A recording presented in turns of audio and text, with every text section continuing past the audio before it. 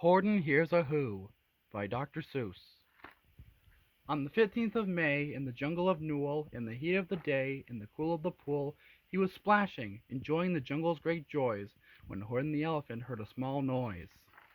So Horton stopped splashing. He looked toward the sound. "That's funny," thought Horton. "There's no one around."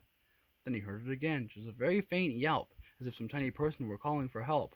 "I'll help you," said Horton. "But who are you? Where?" He looked and he looked. He could see nothing there but a small speck of dust blowing past through the air. "I say," murmured Horton, "I've never heard tell of a small speck of dust that is able to yell. So you know what I think? Why, I think that there must be someone on top of that small speck of dust. Some sort of a creature of very small size, too small to be seen by an elephant's eyes.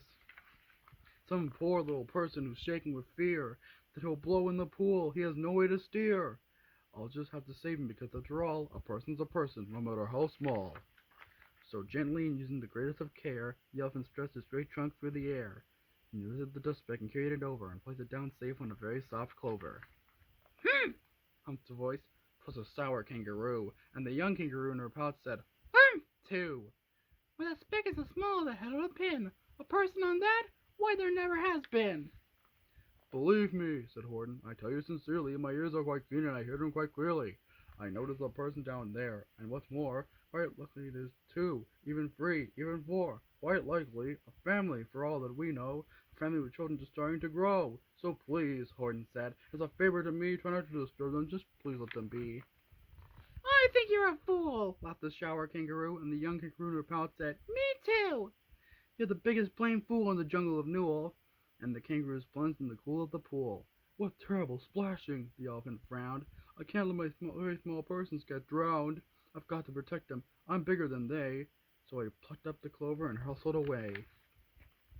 Through the high jungle treetops the news quickly spread. "He talks to a dust speck. He's out of his head. Just look at him walk with that speck on the fat flower."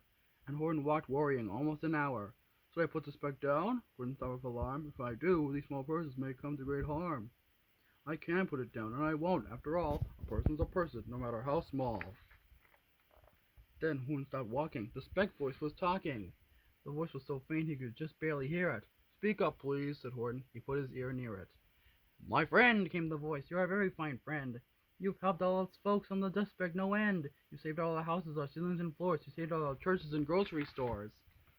"You mean," Horton guessed, "you have buildings there too?" "Oh yes," piped the voice, "we most certainly do."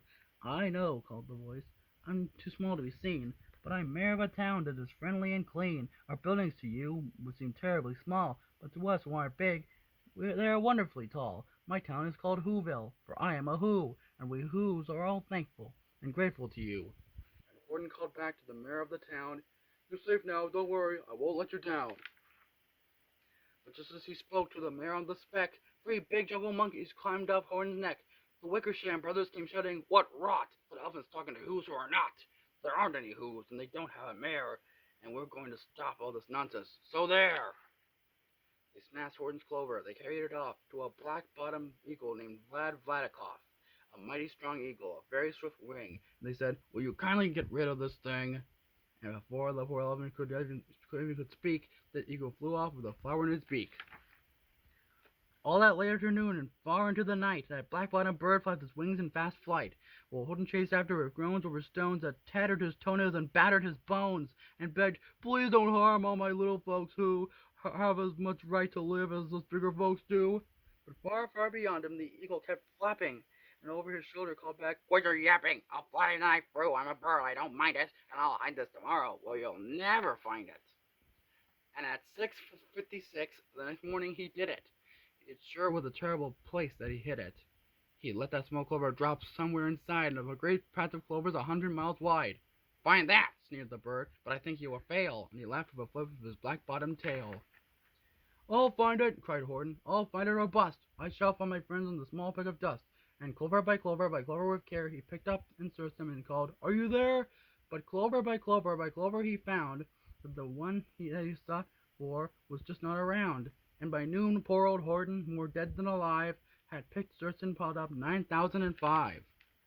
Then on through the afternoon, hour after hour, till he found them at last on the 3,000,000th flower. "My friends," cried the elephant, "tell me, do tell! Are you safe? Are you sound? Are you whole? Are you well?" From down on the speck came the voice of the mayor. We've really had trouble, much more than our share. When that black-bottomed birdie let go and we dropped, we landed so hard that our clocks have all stopped. Our teapots are broken, our rocking chairs smashed, and our bicycle tires all blew up when we crashed. So Horton, please, pleaded the mayor, voice of the mayor's, would you stick to us who's while we're making repairs? Of course, Horton answered. Of course I will stick. I'll stick by you small folks through thin and through thick. Humped the voice. For almost 2 days you've been wadding assisted on chatting with persons who've never existed. Just carrying on in our peaceful jungle. We've had quite enough of your bellowing bungle, and I'm here to state, said the big kangaroo, that your silly nonsensical game is all through. And the young kangaroo in her pouch said, Me too! With the help of the Wickersham brothers and cousins, of Wickersham uncles and Wickersham cousins, and Wickersham in-laws, whose help I've engaged, you're going to be roped, you're going to be cased. And as for your suspect, ha! That we shall boil in a hot steaming kettle of hazelnut oil. Boil it, gasped Horton. Oh, that you can't do. It's all for our persons. They'll prove it to you. Mr. Mayor, Horton called. Mr. Mayor, you've got to prove now are there, so call a big meeting, get everyone out, make every who holler, make every who shout, make every who scream. If they don't, every who is going to end up in a hazelnut stew. And down on the suspect, that scary little mayor called a big meeting in Whoville Town Square, and the people cried loudly, they cried out in fear, We are here, we are here, we are here, we are here! The elephant smiled. That was clear as a bell. You kangaroos surely heard that very well. All I heard, snapped the big kangaroo, was the breeze and the faint sound of wind through the far distant trees. I heard no small voices, and you didn't either. And the young kangaroo in her pouch said, Me neither. Grab him, they shouted, and hates the big dope. Lasso his stomach with 10 miles of rope. Tie the knots tight so he'll never shake loose. Then dunk that dump spike in the hazelnut juice. Horton fought back with great vigor and vim, but the Wickersham brothers were too many for him. He was too many for him. They beat him, they mauled him, they started to haul him into the cage, but he managed to call to the mayor, Don't give up, I believe in you all. A person's a person no matter how small, and you very small persons will not have to die if you make yourselves heard. So go on now and try. The mayor grabbed the tom-tom, started to smack it, and all over the Whoville they whooped up a racket. They rattled tin kettles, they beat on brass pans, on garbage pail tops and old cranberry cans. They blew on bazookas and blasted great toots, that's oompas and boompas and flutes. Great gusts of loud racket rang high through the air. They rattled and shook the whole sky, and the mayor called up with a howling mad hullabaloo. Hey, Horton, how's this? Is our sound coming through? And Horton called back, I can hear you just fine, but the kangaroo's ears aren't as strong, great as mine. They don't hear a thing. Are you sure all you boys are doing their best? Are they all making noise? Are you sure every who down in Whoville is working? Quick, look for your town. Is there anyone shirking? Through the town rushed the mayor from the east to the west. But everyone seemed to be doing his best. Everyone seemed to be yapping and yipping. Everyone seemed to be beeping and bipping. But it wasn't enough, all this ruckus and roar. He had to find someone to help him make more. He raced through his building. He searched floor to floor. And just as he felt he was getting nowhere, and almost about to give up in despair, he suddenly burst through a door, and that mayor discovered one shirker, quite in the Fairfax apartment 12J.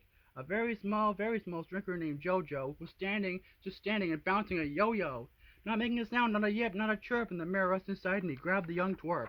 And he climbed with the lad up the Eiselberg Tower. This, said the mayor, is the town's darkest hour. The time for all who's who have blood as red to come to the aid of their country, he said. We've got to make noises in greatest amount, so open your mouth, lad, for every voice counts. And as he spoke as he climbed, when he got to the top, the lad put his throat and he shouted out, Yop!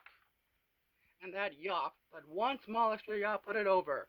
Finally, at last, from the speck on that clover, their voices were heard. They rang out clear and clean, and the elephant smiled. Do you see what I mean? I proved that all persons, no matter how small, will say but the smallest of all. How true, how true, said the big kangaroo. And from now on, what I'm planning to do, from now on I'm going to protect them with you. And the young kangaroo in her pouch said, Me too.